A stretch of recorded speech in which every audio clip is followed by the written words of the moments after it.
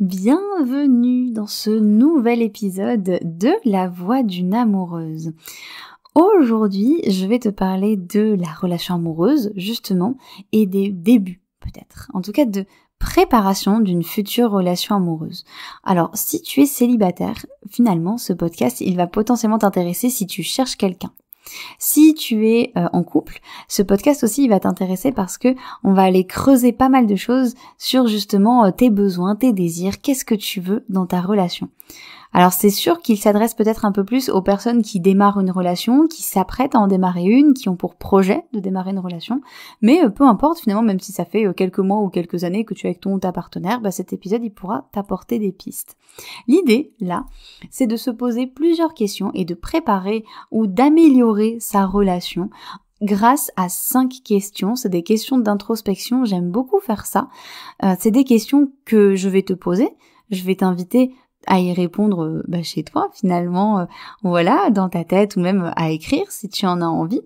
Et ces questions, ça va t'aider à y voir plus clair sur ce que tu attends de ta future ou de ta relation amoureuse actuelle et ce que tu désires et surtout ce que tu aimerais éviter. Alors attention, on peut pas tout éviter, hein. Je pense que c'est difficilement possible de prévoir, hein. Si demain je devais sortir avec quelqu'un d'autre, je sais pas si ce serait une personne toxique ou non, mais en tout cas, je pense que déjà se poser certaines questions, ça peut aider. Alors, je te propose qu'on enchaîne, qu'on commence avec ces questions à se poser et puis voilà, on ira creuser tout ça et je te montrerai un petit peu comment tu peux te servir de ces questions justement pour renforcer ton projet de relation amoureuse. La première question finalement que tu pourrais te poser sur ta relation, ta future relation, ta relation actuelle, c'est qu'est-ce que j'attends ? Qu'est-ce que j'attends de cette relation en fait ? Donc ça, c'est un petit peu global, mais finalement, ça va te permettre de pouvoir noter tout ce que tu attends, toutes les choses, voilà, qui te paraissent importantes à noter de ce que tu vas attendre de cette relation. Est-ce que tu attends que ce soit une relation qui t'épanouisse, que ce soit une relation qui t'apporte peut-être du soutien parce qu'en ce moment c'est très intense pour toi? Est-ce que tu attends de cette relation en fait que ce soit sans pression parce que t'as pas envie de te prendre la tête et que voilà, tu veux juste une relation un peu libre, tranquille? Est-ce que tu veux une relation qui te fasse vibrer et tu veux vraiment une intensité peut-être très forte, que ce soit dans les échanges, dans ta sexualité ou autre? Tu vois, c'est extrêmement large, mais l'idée c'est d'aller chercher qu'est-ce que tu attends dans ta relation et quels sont finalement tes objectifs un petit peu. Ça peut paraître un peu trivial comme question, mais l'idée c'est vraiment d'aller creuser pourquoi je me mets en couple, tout simplement. Parce que finalement, il y a des personnes qui sont très très bien célibataires, qui sont très heureuses d'être seules et c'est complètement ok finalement. Mais pourquoi j'ai besoin de me mettre en couple ? Et ça, c'est intéressant parce que c'est une question qui va te permettre de vérifier quelque chose qui est primordial. Parce qu'il y a des personnes qui se mettent en couple parce qu'elles ont peur d'être seules, parce qu'elles ont besoin de l'autre pour se soigner, parce qu'elles se sentent blessées, etc. Alors, je pense que c'est un fait qu'on fait beaucoup ce genre de choses. Et je pense que justement, si tu as ce genre de réponses qui viennent, peut-être que c'est un indicateur pour te dire qu'il y a des choses à aller travailler chez toi. Peut-être que c'est un indicateur pour te dire que tu as peut-être besoin d'aller voir un thérapeute, une thérapeute pour discuter de ça, justement. Parce que l'autre ne peut pas être un pansement et l'autre ne pourra pas réparer tout ce qui est cassé en toi. Il pourra te soutenir, voilà, mais il risque soit potentiellement d'ouvrir un peu plus la blessure, soit la toucher un peu du bout des doigts, mais voilà, il pourra peut-être en réparer une partie, mais il pourra pas tout réparer. Donc c'est important d'aller creuser ça, d'aller creuser aussi ta peur d'être seule. Qu'est-ce qui se passe quand tu es seule? Pourquoi tu as peur de ça, etc. Donc finalement, se poser la question qu'est-ce que j'attends dans ma relation, c'est se poser une question de pourquoi je me mets en couple et finalement est-ce que mes raisons elles sont ok, est-ce que je suis ok avec mes raisons, est-ce que je sens que j'ai besoin d'aller travailler un peu ces raisons, comment je me sens avec ça finalement. Voilà, donc ça pour moi c'est la première question. La deuxième question, alors elle ressemble un peu à un entretien d'embauche, dit comme ça, mais on va parler des qualités. Quelles qualités tu recherches chez une personne? Alors, je suis pas en train de te dire, il faut que tu fasses un portrait robot de la personne idéale que tu veux absolument, parce que ça marche pas plus que ça, mais est-ce qu'il y a vraiment quelque chose qui est primordial pour toi? Est-ce qu'il y a vraiment un truc? Moi, je sais que par exemple, au vu des expériences que j'ai eues en amour, si là je devais chercher à rencontrer quelqu'un d'autre, je sais que la première qualité qui me vient là à l'esprit, c'est drôle. Moi, j'ai besoin de quelqu'un qui ait de l'humour, qui me fasse rire, voilà. C'est quelque chose qui est hyper important. J'ai besoin de quelqu'un qui soit ouvert d'esprit, avec qui on peut avoir des débats et avec qui c'est possible finalement de s'ouvrir à plein de sujets. Voilà, toi, ça peut être, t'as peut-être besoin de quelqu'un de stable, financièrement, par exemple, qui a une bonne situation, qui a peut-être une maison déjà, ou quelque chose, en tout cas un travail fixe, quelque chose qui te rassure. Peut-être que tu cherches quelqu'un d'un petit peu différent. Voilà, bref, il y a plein d'options. Mais finalement, qu'est-ce que tu cherches chez la personne? Quelle qualité tu as vraiment envie de retrouver?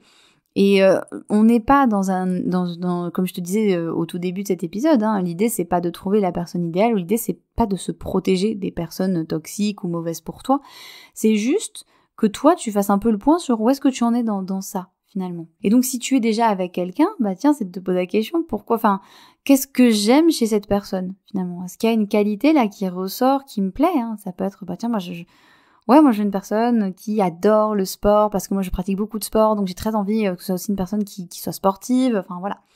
Donc voilà, et évidemment l'idée c'est pas d'énumérer 20 000 qualités, mais c'est plus d'en avoir quelques-unes en tête, et puis de réfléchir avec, et voir ce qui se passe. Troisième question, là on va aller un peu à l'inverse. La question ça va être: quelles sont les choses sur lesquelles je ne veux pas faire de concessions? Et il y a pas très longtemps, j'écoutais un podcast qui parlait de relations amoureuses. Et à un moment, ce qui était abordé, c'était le fait que, une relation amoureuse, il y avait parfois des concessions, des compromis, de la discussion à avoir, voilà. Et moi, ça me pose problème. Parce que déjà, quand on est en couple, on sacrifie un bout de liberté. Ça, qu'on le veuille ou non, on sacrifie quand même une petite part de liberté. Donc, ce serait quand même sympa que dans l'idéal, on évite de faire trop de concessions. Hein, ce serait quand même sympa que dans l'idée, on puisse se sentir bien dans cette relation. Donc, je pense que ça, c'est important de se poser la question et de vraiment se demander, en fait, sur quoi je ne veux pas faire l'impasse.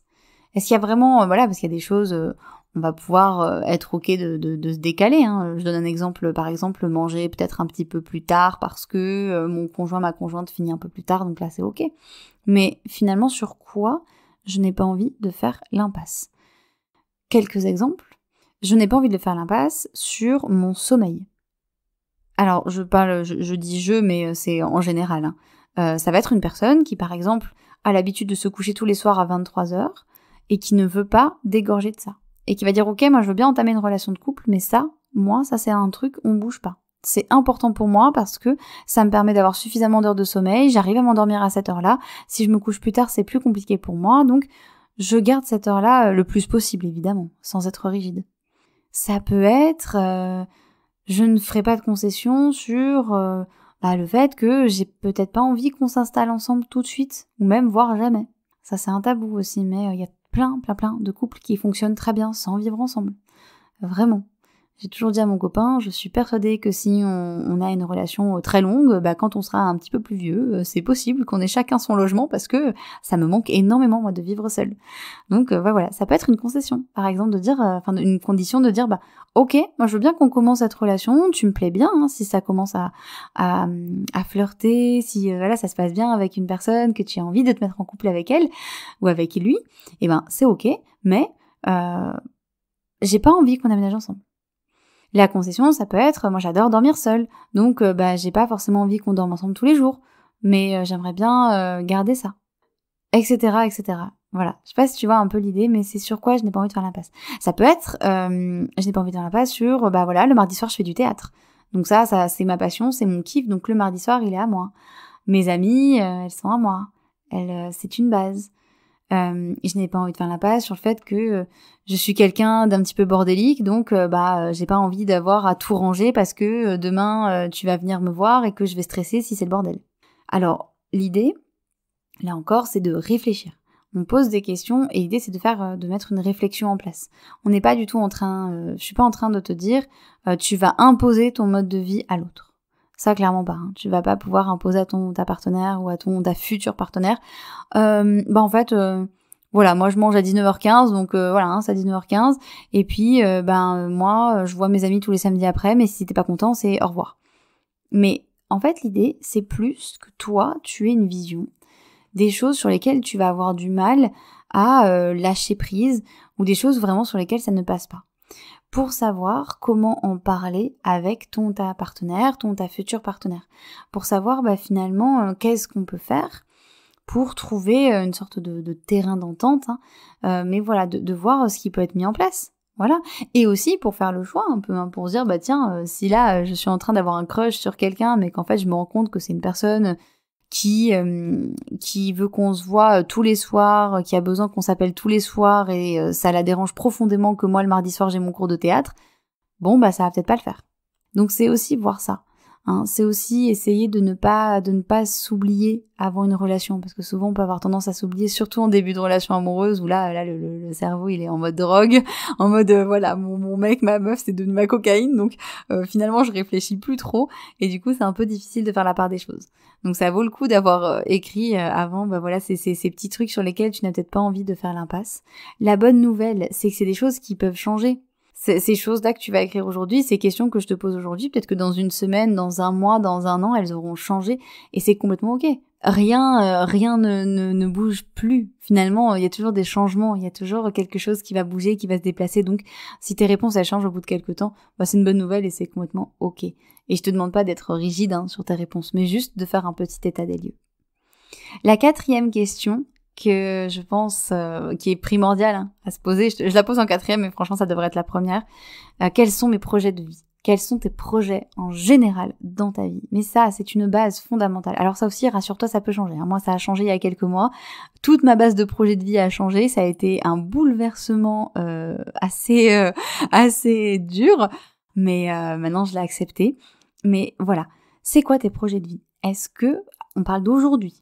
Donc ça veut dire que là encore, ça peut changer. Peut-être que dans 6 mois, tu auras d'autres projets de vie. Mais là, aujourd'hui, tu es en projet de te mettre en couple, ou tu vas commencer une relation avec quelqu'un, ou tu es en relation avec cette personne. C'est quoi tes projets ? Est-ce que si tu te projettes dans 5 ou 10 ans, tu te vois à la même place, peut-être ? Est-ce que tu te vois peut-être en train de voyager autour du monde ? Peut-être que tu te vois vivre dans un autre pays ? Est-ce que tu te vois dans un autre travail, un travail qui a plus de place pour toi, plus d'importance ? Est-ce que c'est un projet où tu te vois avec des enfants ? Ou au contraire, vraiment, tu te vois sans enfants, avec ou sans animaux ? Est-ce que tu as pour projet d'acheter un bien immobilier, de rester en location, plutôt appartement, plutôt maison ? Comme je te disais tout à l'heure, l'idée, c'est pas d'avoir quelque chose de fixe, d'avoir des réponses à ces questions-là, mais c'est plus de savoir est-ce que tu as un grand projet dans ta vie ? Est-ce que tu as un très très grand projet dans ta vie ? Parce que si tu adores voyager, si c'est ta passion et si tu aimes partir, par exemple, chaque année, tu pars pendant 2 mois avec ton sac à dos, tu te fais une exploration d'un pays. Est-ce que ça, tu vas pouvoir continuer à le faire tout en étant en couple avec une personne qui n'aime pas voyager ? Alors ça peut être oui, tu peux voyager toute seule et profiter de ce temps-là entre toi et toi-même, mais ça peut être non, j'aimerais voyager avec l'autre, donc s'il est pas dedans, c'est compliqué. Et ça, c'est important de se poser la question de finalement des projets de vie, d'avoir par exemple un désir d'enfant ou un non-désir d'enfant. C'est important aussi de se poser cette question-là quand on commence une relation, ou en tout cas quelques temps après, même si on se pose pas forcément la question tout de suite, parce que ça peut faire flipper, parce que on peut changer d'avis un peu plus tard, mais c'est important, parce que là, ça peut être difficile de trouver un équilibre si l'un en veut et l'autre n'en veut pas, par exemple. Donc voilà, donc là la question c'est vraiment, c'est quoi tes grands projets dans ta vie et les grands trucs que tu as vraiment envie de réaliser ? Tu dis vraiment, ça, je veux le faire, je veux ouvrir ma boîte, c'est mon projet de fou, et ça vraiment, que je sois en couple ou pas, je vais le faire. Et ça, c'est primordial. Et la dernière question, qui est super importante, j'ai dit ça à chaque question, mais celle-là, elle est super importante parce que on la sous-estime énormément. Et là, elle compte pour tout le monde. Que tu sois en couple, que tu sois en début de relation, que tu sois en recherche de relation. La question, c'est, quelles sont mes ressources hors de mon couple, hors de mon futur couple ? Quelles sont les ressources que tu as pour prendre soin de toi et pour être entouré ? Être en couple, c'est bien, mais être uniquement en couple, c'est dommage parce que c'est pour moi super important d'avoir d'autres relations à cultiver. C'est méga important de cultiver toutes les relations que tu peux. Si tu t'entends pas avec ta famille, pourquoi pas avec des amis ou avec des collègues. Si tu as une sœur ou un frère à qui tu peux te confier, un cousin, une cousine, liste. Là, n'hésite pas à prendre le temps, peut-être de mettre pause sur ce podcast et de lister quelques personnes sur qui tu peux compter. Et on s'en fout, franchement, n'importe qui, que ce soit la voisine, ta prof de yoga, ton coach sportif, ta meilleure amie, ton chat, hein, ça peut être une ressource aussi, hein, mais voilà, bref, n'importe qui soit une ressource, qui puisse être là, voilà, quand tu en as besoin et quand tu en as envie. Parce que c'est super, hein, d'être en couple, de tout partager avec l'autre, c'est vraiment délicieux. Mais c'est encore plus délicieux quand tu peux partager d'autres choses, des choses avec des amis, avoir du temps pour toi et faire autre chose, enfin, d'avoir vraiment ces moments. Moi, des fois, je me réjouis de partir en week-end en famille et voilà, des fois mon partenaire est là, des fois il est pas là et c'est ok. De voir des amis sans lui, c'est quelque chose d'important parce que si un jour il y a des tensions, si un jour c'est compliqué, si tu as besoin d'un break, d'une pause, eh ben ces ressources-là, elles vont être encore plus précieuses. Et puis c'est des ressources qui pourront te donner leur avis, si tu leur demandes, hein, évidemment, mais qui pourront te donner leur avis sur ta relation, qui pourront peut-être aussi avoir un regard différent du tien, qui pourront aussi, avec qui tu pourras partager d'autres choses. Hein. Par exemple, tu es passionné de peinture, ton partenaire pas du tout, tu peux vivre cette passion avec quelqu'un de ta famille, avec un collègue qui lui ou elle adore ça. Et ça peut être vraiment super, et ça cultive une autre relation. Les relations, c'est extrêmement précieux. Quand je parle de ressources, quand je demande quelles sont tes ressources, ça c'est une question que je pose à quasiment toutes les femmes que je reçois. Je leur demande souvent, quand elles viennent et que c'est compliqué en ce moment, qu'elles se posent des questions sur leur vie amoureuse, je leur demande si elles ont des ressources. Alors les ressources, c'est ça. C'est les amis, c'est la famille, c'est toutes les personnes humaines et tous les animaux qu'on peut avoir autour de soi. Mais c'est aussi tout ce qu'on aime faire. Qu'est-ce que tu aimes faire ? Si tu aimes faire du sport, si tu aimes marcher, si tu aimes cuisiner, c'est une ressource parce que quand tu vas pas bien, hop, tu peux aller cuisiner un truc sympa. Tu peux aller lire un bouquin si ça te fait du bien. C'est toutes ces ressources-là. Et évidemment, en dernier lieu, dans les ressources, mais c'est aussi primordial, est-ce que tu as un soutien thérapeutique ? Je le rappelle assez souvent, mais nos amis ne sont pas nos psys, déjà parce qu'ils sont pas formés, et puis parce qu'ils ne sont pas objectifs. Et c'est important des fois d'avoir l'avis de quelqu'un qui n'est pas lié à toi émotionnellement parlant. Donc ça, c'est aussi une question que tu peux vraiment te poser. Est-ce que j'ai un psy, une psy, un thérapeute, une thérapeute ou n'importe qui, hein, ça peut être, je sais pas, une naturopathe, une masseuse, une esthéticienne, enfin bref, quelqu'un à qui je peux peut-être me confier si j'ai besoin.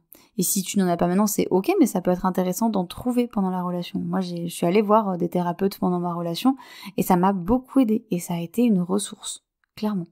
Et d'ailleurs, ça, je le tiens, cette histoire de ressources, je le tiens de la dernière sexothérapeute que je suis allée voir et qui m'a dit, liste-moi au moins 10 personnes ressources.